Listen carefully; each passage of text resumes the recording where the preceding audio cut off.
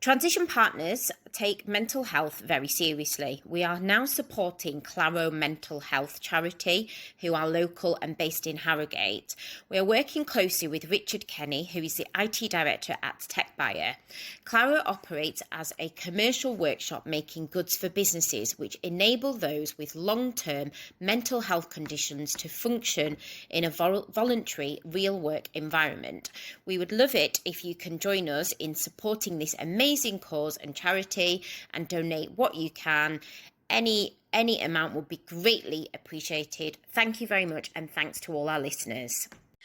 Hello, everyone, and welcome to the Let's Talk Leadership podcast. So today we have the fantastic Arunkumar Krishnakumar, who is a partner at Delphos International. Delphos International is a boutique financial advisor providing project finance and trade finance services to companies operating in the global emerging markets. We first came across Arun as he was recently listed in the top 100 Asian Stars UK Tech List 2020, which is absolutely amazing. And we cannot wait to have him here today on the podcast to learn all about his fascinating journey. Hello, Arun. Nice to meet you. Hi, Elly. Thanks for having me here. And thanks, Sandra, as well. Hi, Arun. It's nice, Arun, to get you on the podcast. We had an interesting chat just before Christmas, didn't we? And although it's difficult, I've had a lot of food and wine since then. It'd be really good to start to kick things off to find out a bit more about you and your journey.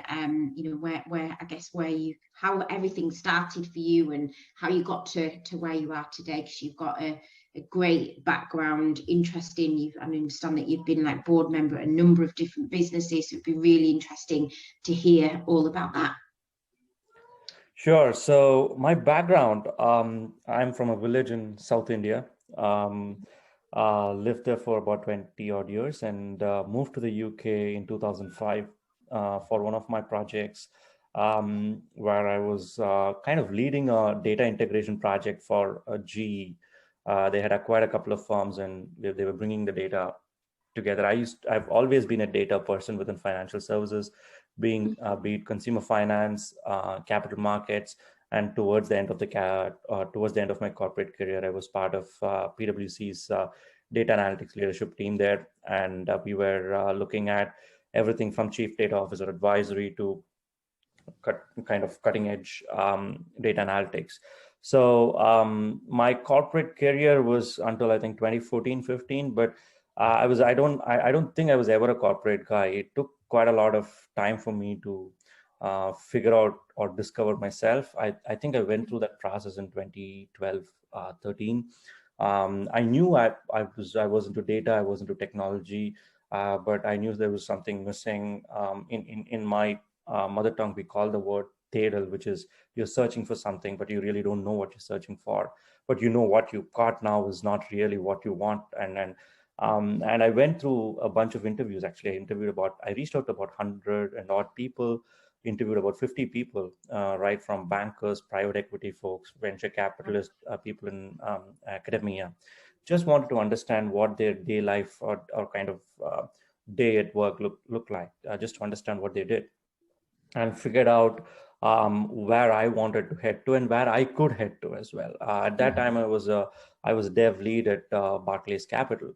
And I knew I wanted to move on from being that building empires within a corporate environment wasn't my thing.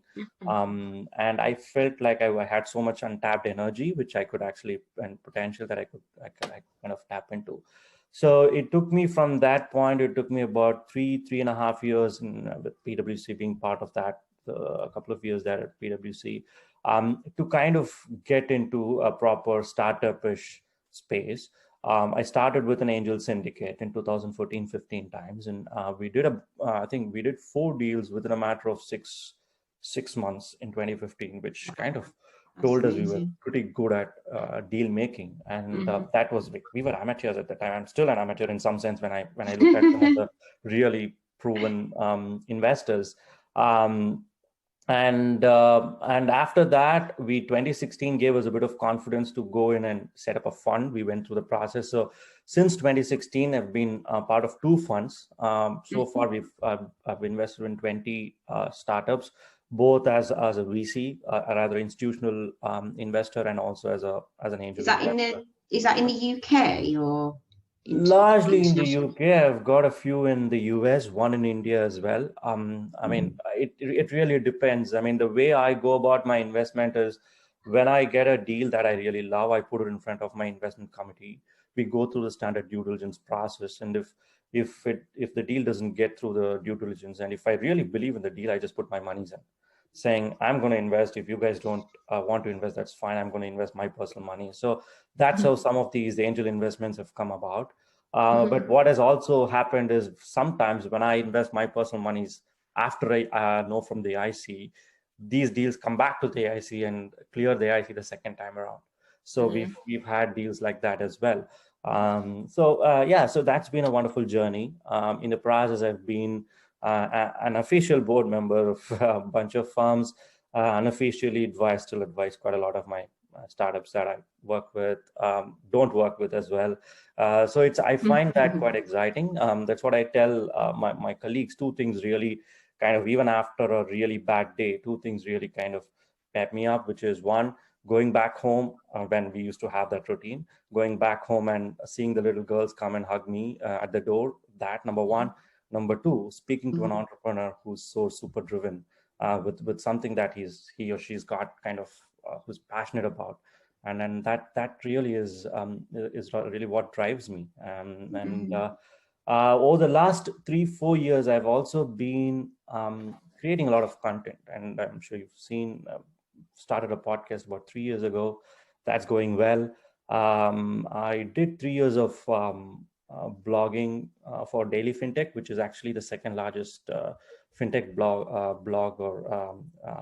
FinTech blog in the world, or second most read FinTech blog in the world, rather. I did about 150 articles or 150 posts there, at the back of which I got an offer to write for my first book. Wow. Someone reached out to me, not someone, the publisher reached out, a publishing house reached out to me saying, hey, we would like to do a book with you on blockchain. And then one thing led to the other. And my first book was on quantum computing and blockchain in a business context. I published the book in March this year. And at the back of which, again, I got an offer for the second book. But this time it was, it's been even a crazier ride, because from the point of the idea hitting me, it was, I think, April 7th or 8th, to the point of actually closing the contract with the publisher, it was 3 weeks. By 24th, I had... That's super quick, isn't it, for a deal like that? They normally take like months and even years. That was because it was topical, because we were getting into a crisis. The whole world was saying true. It, and the book was about crisis management for startups. There we go. So I had one other very good timing. I really wanted to write about, which was on climate change and FinTech. But that was quite niche in many eyes, in the eyes of many publishers. And I kind of knocked on. I still am passionate about writing that book.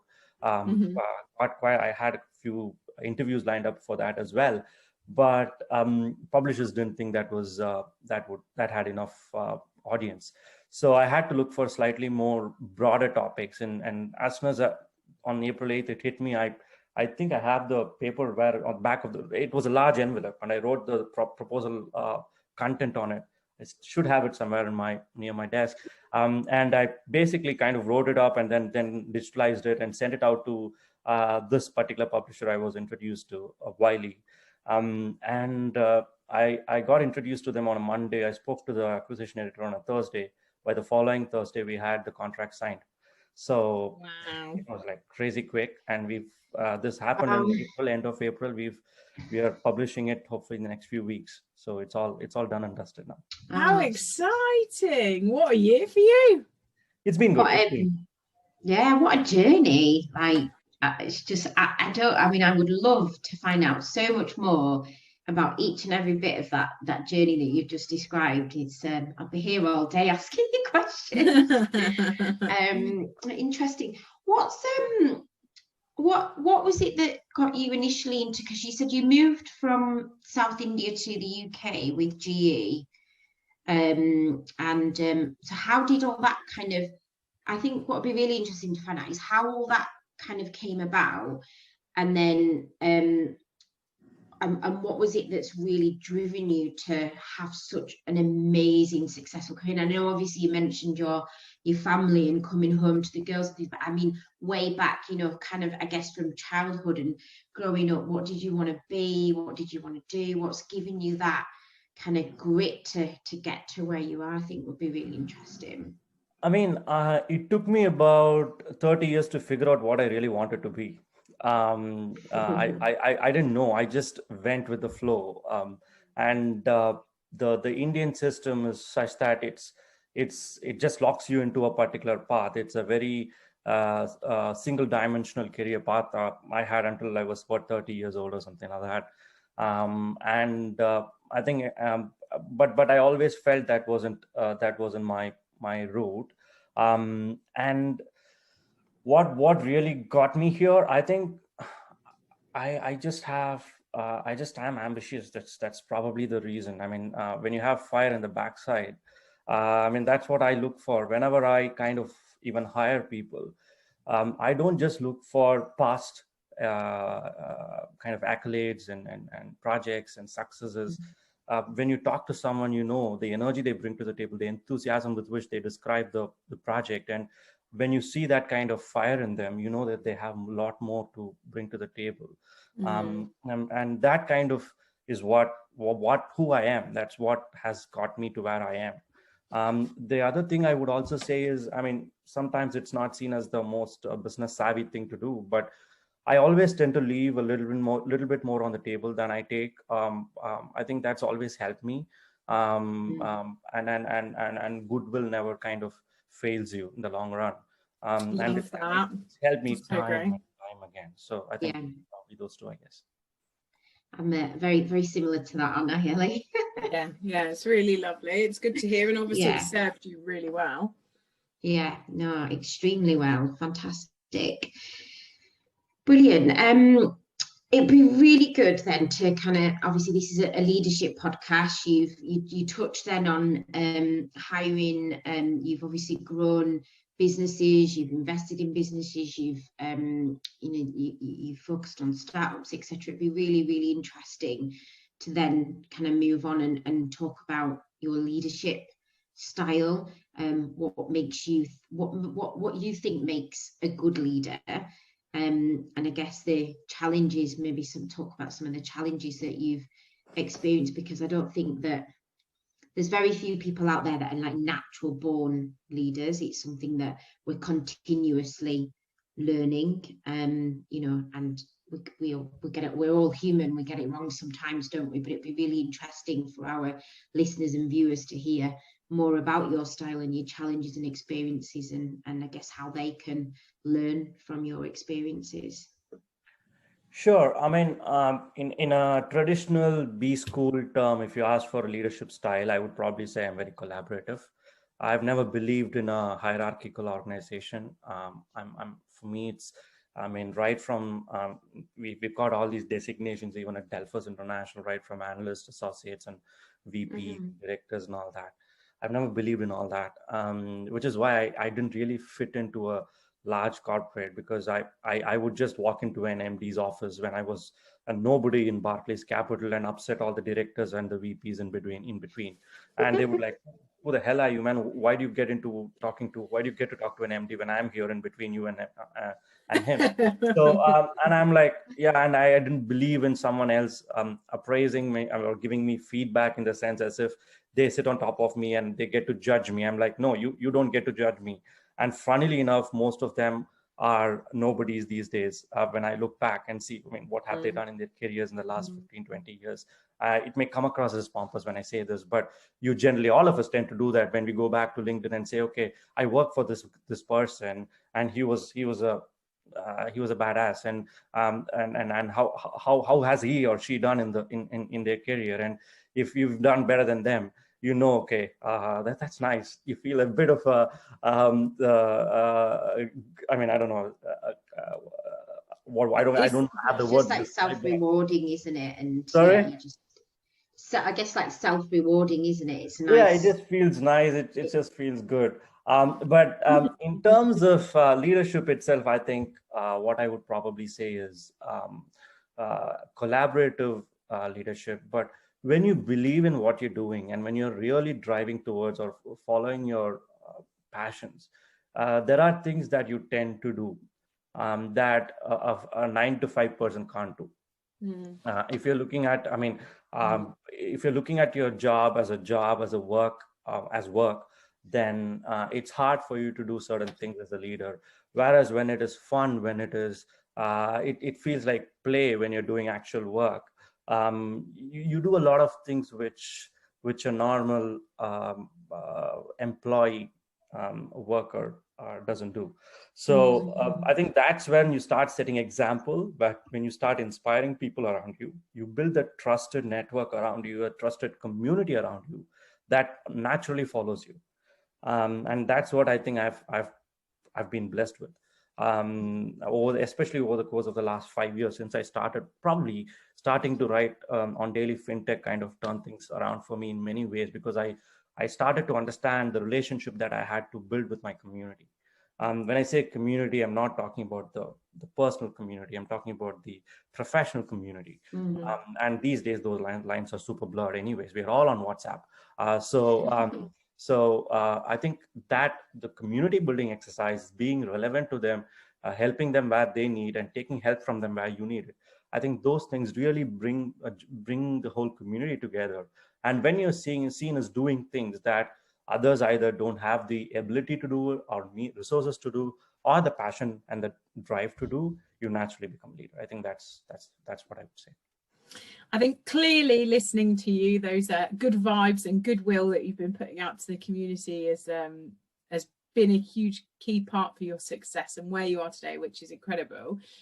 But I think we'd all be a bit naive if we kind of thought there wasn't any bumps along the road during that time. So I'd love to dig a little deeper if you can tell us about like one example of maybe a particular project that went well, or something, or maybe one of your investments, for example, didn't quite turn out as how you think, and how you learned from that and it shaped you as a leader and a professional moving forward. Well, I've had several failures along the way, and fortunately for me, most of them have been data collection exercises, except one, of course, and I'll describe that. Because, for instance, I got into Oxford Side Business School. The world sees that, but I got rejected by London Business School. I got rejected by Cambridge. But in the process, I learned a lot. And someone told me, if you really are planning to get into a B school, try to get to the place where you will get to, with the help of the B school, actually, without having the B school in your career. So get there without that, and then apply for it, and you will get it. And that was a very valuable advice. I kind of, and you get these really good data, these kind of data points across across failures, or probably setbacks in some sense. But for me, the biggest, probably the worst point or the lowest point of my career was 2017, probably to the end of 2017, mid 2017 to mid 2018. It was pretty crazy because a bunch of things happened, both personal and professional. Professional, I kind of, my first fund, the one I was doing, we kind of, the partnership was starting to creak, because the partners didn't see eye to eye. We started to kind of, we didn't work in sync. There were lot of things said and done, but from both ends, which weren't right. And the way I exited that, I could have done it more gracefully. I kind of, what is the right word? I did it quite aggressively. And that was a bit of naivety now looking back and say, like, why did I do that? could have been a lot more nicer in the way I came out of that situation. It was the right decision to move on, without a doubt, but the execution was bad. The way I went about it was bad. I think that was the biggest learning. So that's been the biggest learning, and that kind of coincided with my mother actually falling into depression as well, which kind of shook the whole family at that time. So it was a very hard year for me to focus what I was going to do, both in my career and my personal life, and getting things. I had my second daughter was 1 year old, and my first one was 3 years old, 3.5 years old. So it was a very difficult time for me to kind of navigate through those 12 months. But what happened was, it was a blessing. I got stuck by chickenpox in June 2018. And I was quarantined for about 2 weeks in a room with just a laptop and a mobile phone and internet. And I would get a plate of food every meal would just arrive, and I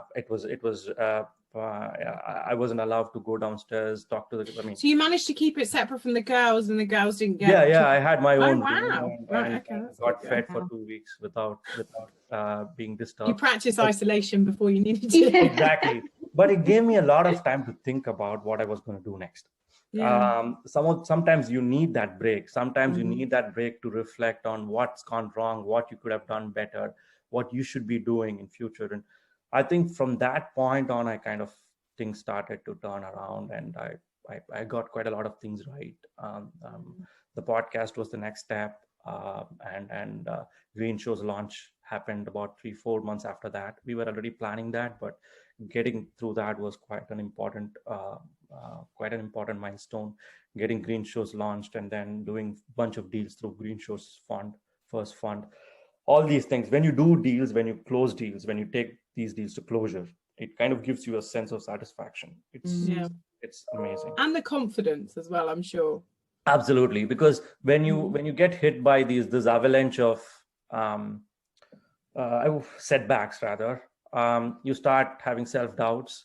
You can be the best optimist in the world, biggest optimist in the world. You still are going to get hit by self-doubt when these things happen. So it was a tough period, but I think I'm now way off from that point. You learned from it, which is the main thing, and that certainly resonates, and that's fantastic to hear. I'd love to know, you spoke initially before about how much the community plays a key role in what you do now. It's your success, all that goodwill aspect as well, which is brilliant. But for a lot of leaders who aren't currently involved so much in the community, it'd be fantastic to hear some tips of how you would recommend they go about it, and how your personal journey within the wider sort of community evolved.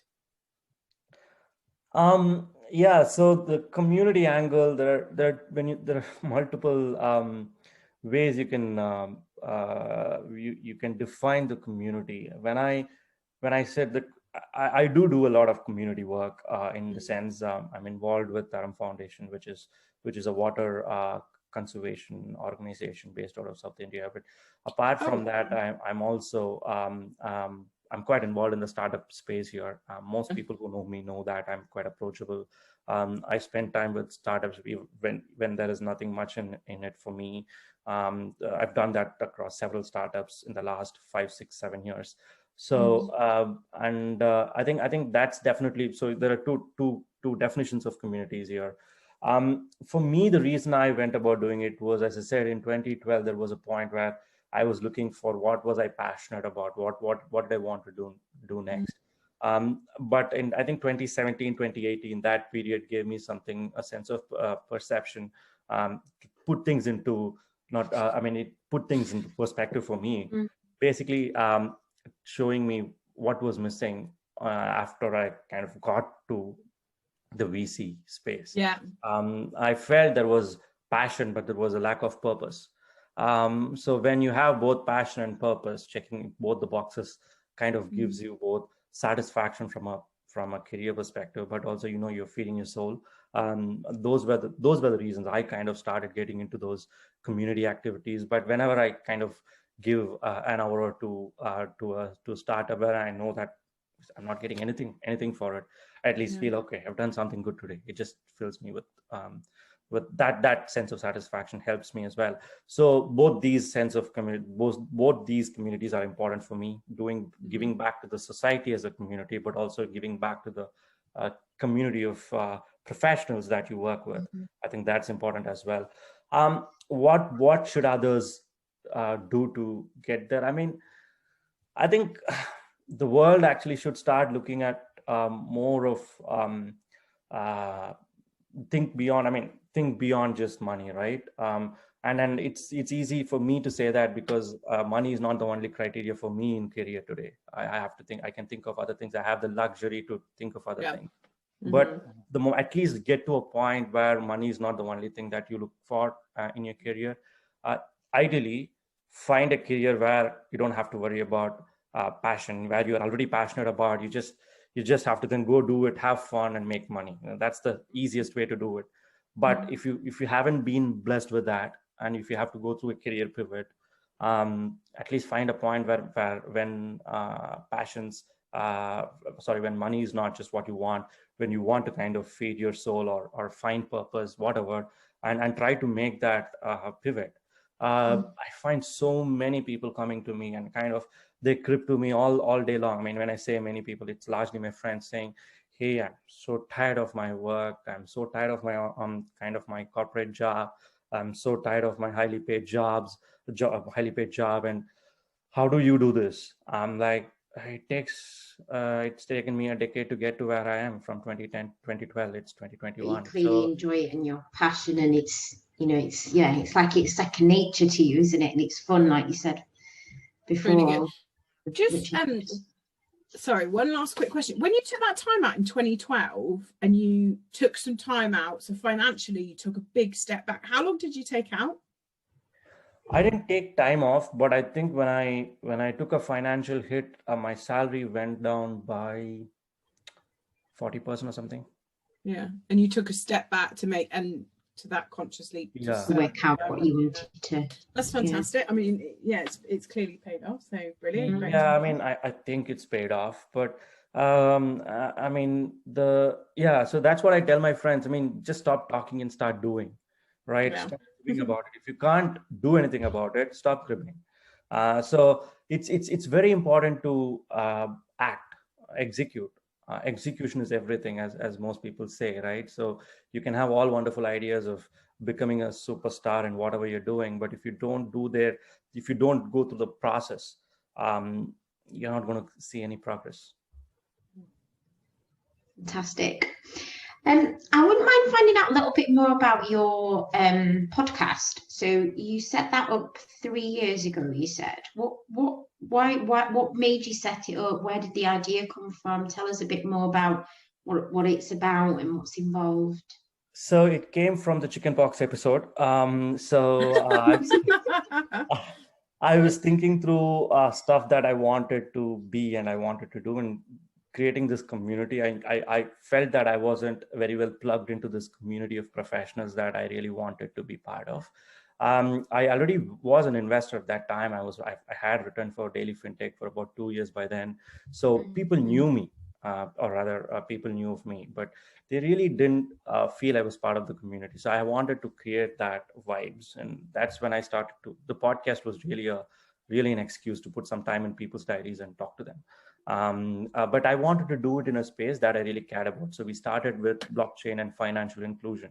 So we spoke to people across the world, in Africa, in Southeast Asia, in Latin America, in of course the developed parts of the markets as well, doing some really cool blockchain projects and driving financial inclusion at scale. So that was really awesome. Post that, what also happened was the first season was I did it with Effie Pilarino, who's a blockchain influencer.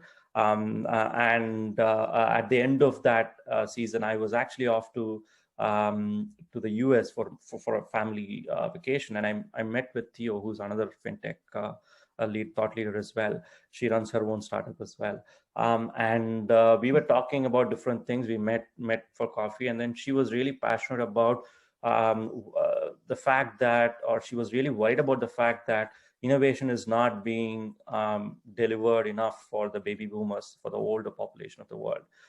it's largely focused on the millennials and the Gen Zs. So we said, why don't we talk about that? Why don't we create a podcast season for our series for that?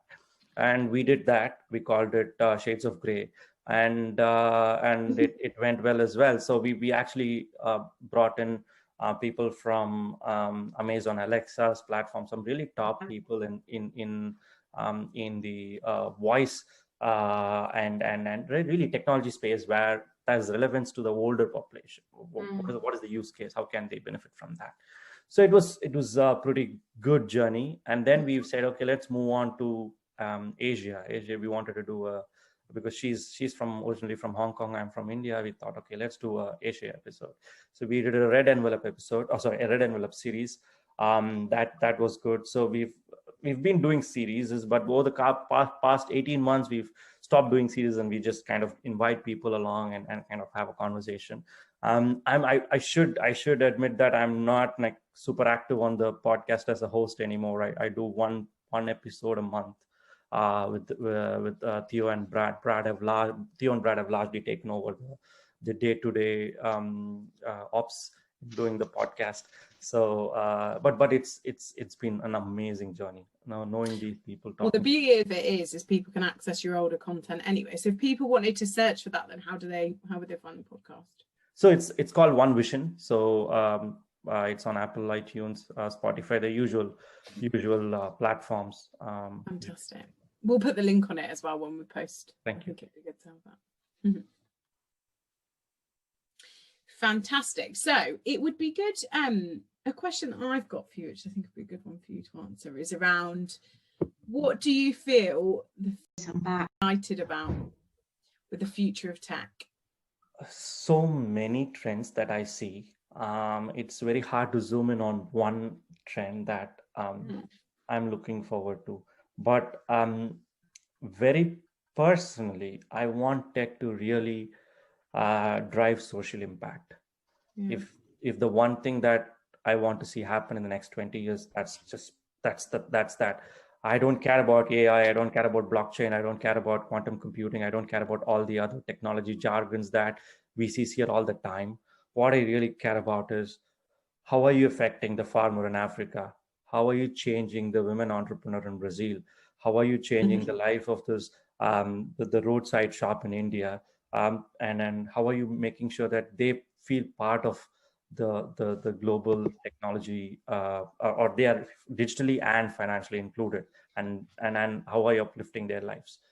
I think that's really what I want to, what I'm really looking forward to. Technology can do that, and that's really what I want to see happen. That's fantastic. The Tech for Good piece is certainly one that we're trying to help support, and clients in that space when and where we can, because obviously transition partners, if we can play a small part in that as well, that's what we want to be able to do. So that's fantastic to hear. And in some sense, it's also in alignment to what we do at Delphos, right? So just going back to the Delphos thesis, they've been in business for 32 years, rather we've been in business for, it's still sinking in. I've been there for 3 months now. So we've been in business for 32 years, and we've done financing of about 12 billion across emerging markets. But it's not just technology. We've done it across multiple sectors, infrastructure, renewables, agriculture, you name it. What I'm doing is I'm actually trying to create the practice to actually focus more on, or the business to focus more on technology, not just in deal making, but also internally. So what can we do to drive more of this finance, both debt and equity, and probably we also do mezz as well.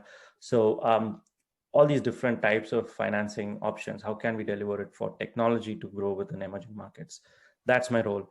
And I've been talking to my partner John Toshak on I think we spoke on a couple of days back, and we were discussing this really, which is this year is going to be pretty crucial for us, because we are really kind of getting to a point where we can accelerate in a big way within the organization to drive huge number of deals in this space. When I say deals, investments into technology opportunities in emerging markets. There's such a wide variety of opportunities here. It's just amazing that there's not enough investments available for these opportunities.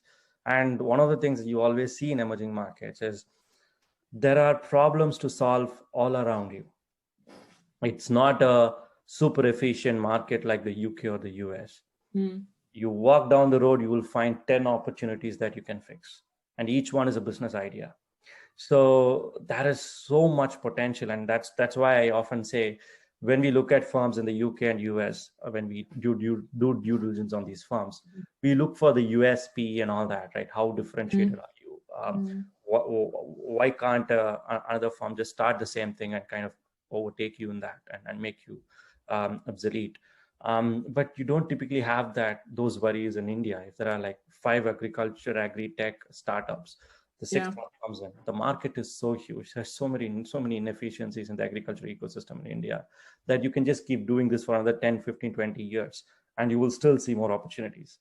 So that's what is so exciting. But also that's what I'm really looking forward to for the next 10, 15 years. It's amazing to be able to play a role in that real impact, which is incredible. So I love that. You're back, Sandra. Fantastic. I know. Sorry, I'm a bit lost as to where we are. Oh, it's what are we on, day 2 or 3 of lockdown? The internet is absolutely shocking at my house. So I can't believe we're back here where we were in March last year. Fantastic. Sorry, apologies. I don't know where we got to. You're fine to ask a couple more if you want. I just asked about future of tech. Fantastic, brilliant, great. So one thing that I think could be really interesting, and obviously it's a really hot topic at the moment, is mental health and well-being. Obviously 2020 has had a big big impact on that for everyone, and it's been heightened. Anyone that had anxiety, it's been heightened. Anyone that didn't have it has got it now. You've obviously we haven't talked in detail how much kind of effort and the hours that you put into what you do, but I can't imagine you've got to where you've got to by just doing 9-5 or 9-6 or whatever. So I'm sure you've put a hell of a lot of hours into along the way on your journey. How do you deal with the whole stress and the pressure and the anxiety, and how do you manage all the stress of everything that you do? What tips have you got for others? I mean, the tip I have is that if the work that you do stresses you out, you shouldn't be doing that anymore. That's not practical. For me, the hard work has paid off, and it didn't feel like hard work because I've enjoyed every step of the way. I mean, like through the holidays I was working through. I probably I got 3 days off towards the end of last year, but I took 3 days off rather. But I was working throughout. Christmas, on Christmas Day I was working. So You mentioned earlier when you're on holiday in America and you met someone for work, I thought, oh, I wonder how the family like. Yeah, I mean, the lockdown has helped that. If there wasn't enough, if the COVID situation wasn't there, we would probably be in a part of the world which was warmer and spend all. We've done that for the last 4 years continuously. This year we've missed out. So that's probably what has kept me going, and it doesn't apply for everyone. And one of the things I have to say when you talked about mental health is that when I started writing my second book, the first draft of the proposal didn't have mental health in there. But the more I spoke to people, I interviewed about 50 people across the world, VCs and CEOs for the book.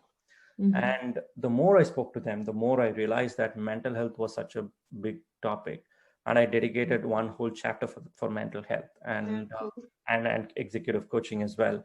So it's super important. It's not spoken about, especially in the startup space, because unlike a 9-to-5 corporate job, in a startup space, you're doing like 80 hours a week, probably more. You don't have this concept of holidays as you're a workaholic. But you also have to deal with a lot of rejections. You go to investors, you speak to 10 of them, you get rejected by 9 of them, you get accepted by 1 of them. But to get to that one success, you've got to get 9 rejections or setbacks. to be able to take all that and to still keep going. And especially when lots of these entrepreneurs, when they get into this journey for the initial couple of years, they don't have any track record. They have to show that, or they have to show they are doing the right thing for themselves, their families, and their careers, to their families and their own friends and their little community they belong to. There's so much peer pressure. There's so much pressure from the community. If you're married, it's a whole different ball game. So I've seen so many people go through this, and the easiest solution to this is make mental health part of your routine. We go to the gym and work out to bulk up or get slimmer.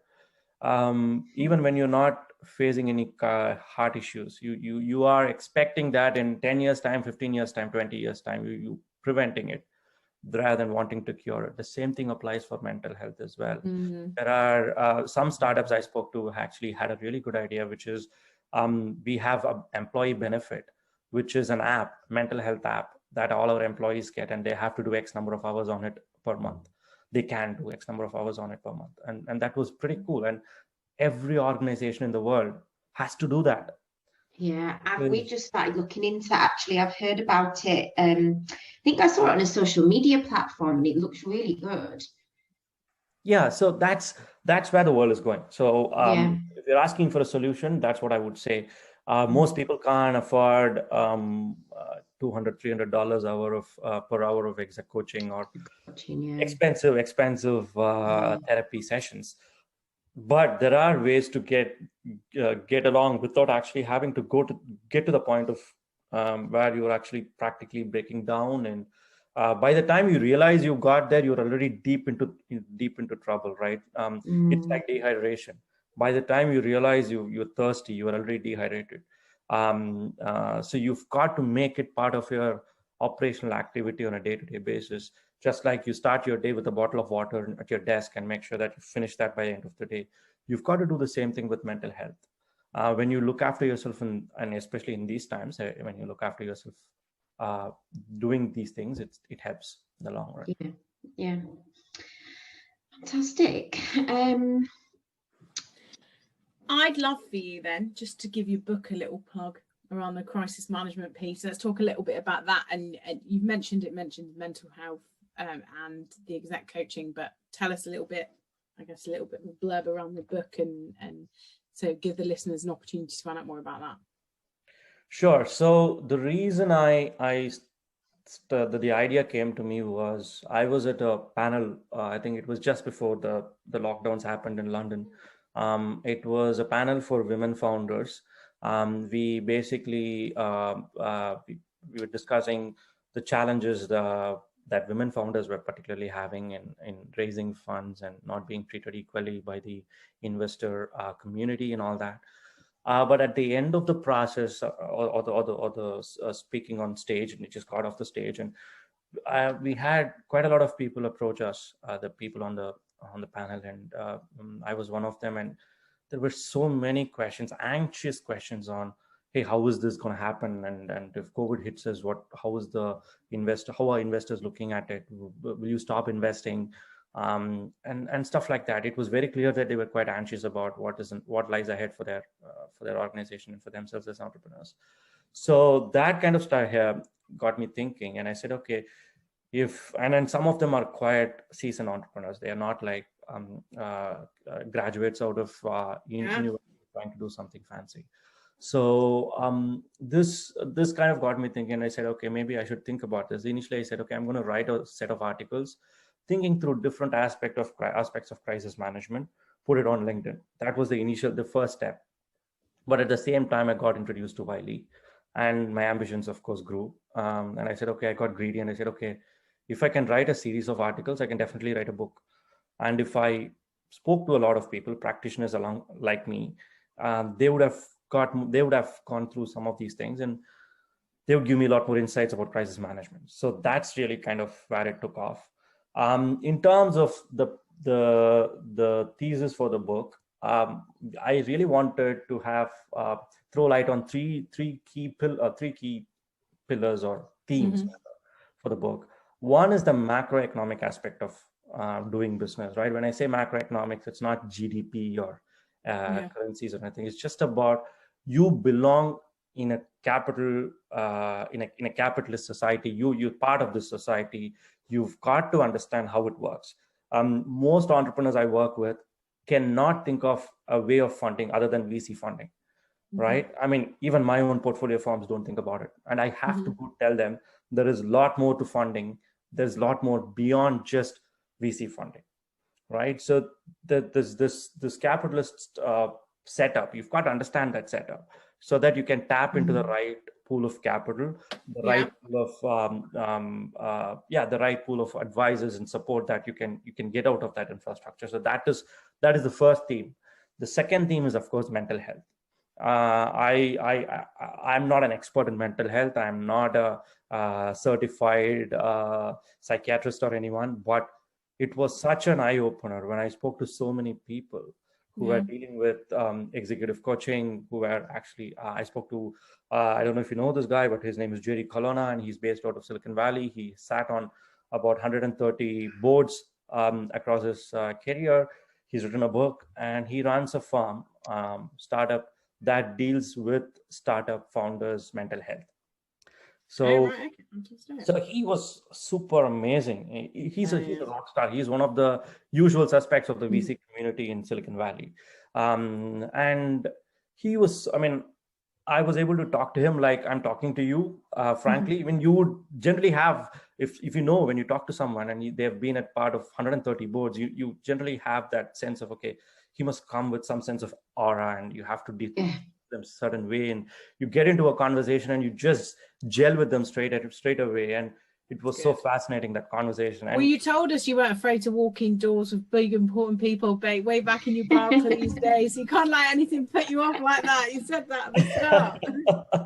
Yeah, I feel like that with you, like the things that you've done. I mean, like I'm sat here thinking, oh my God, this guy is amazing, like so inspirational, and but however, I feel like we have connected, and we're just having a chat, and you're just a normal guy sort of thing, if that makes sense, which is amazing. And I love that, when you were talking about the help that you've invested into startups, knowing that you may not ever get anything out of it, or there's no short-term, even long-term gain, but it's just that giving back, which is amazing. Like, it's just incredible.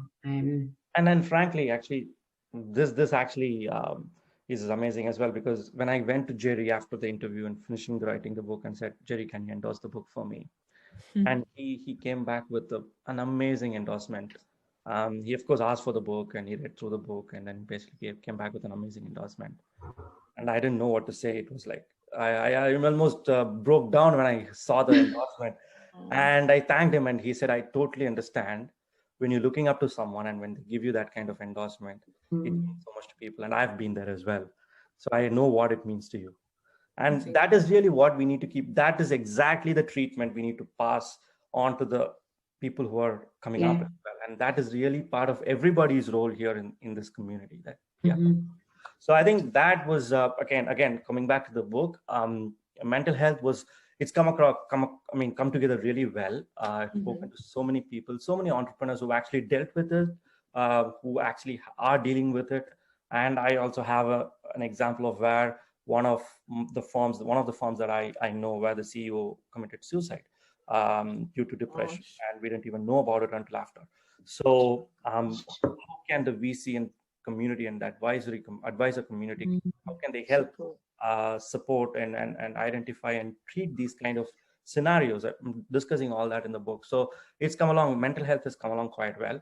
And then finally the strategy part. And that was the part that actually had planned for the book. I thought that when you mentioned it, it was going to be more on that. So, it's interesting how all three aspects play such an important part in the wider piece. And I'd definitely be interested in having a reader. I'm sure definitely love the opportunity. It has been an absolute pleasure having you on the podcast today. So thank you so much for coming on, Arun. If anyone wants to connect, what's the best way to get in touch with you? Twitter or LinkedIn? Yeah, LinkedIn is good, actually. LinkedIn Yeah. would be best. That's where I'm at the moment, at least. I'm quite active on Twitter, on LinkedIn. I'm active on Twitter as well, but not so much. Fantastic. I think we're going to have some. I think we're going to have some fans come out of this once when we get this podcast released. You got 2 Elly and I will already. be. Yeah, you've got 2 already. Looking forward to reading some of your books and listening to your podcasts, and yeah, interesting. Just looking forward to hearing more about what's next for you and how the next few years and so on go for you. So thank you very much for coming on the podcast. It's been really interesting. Really appreciate your time.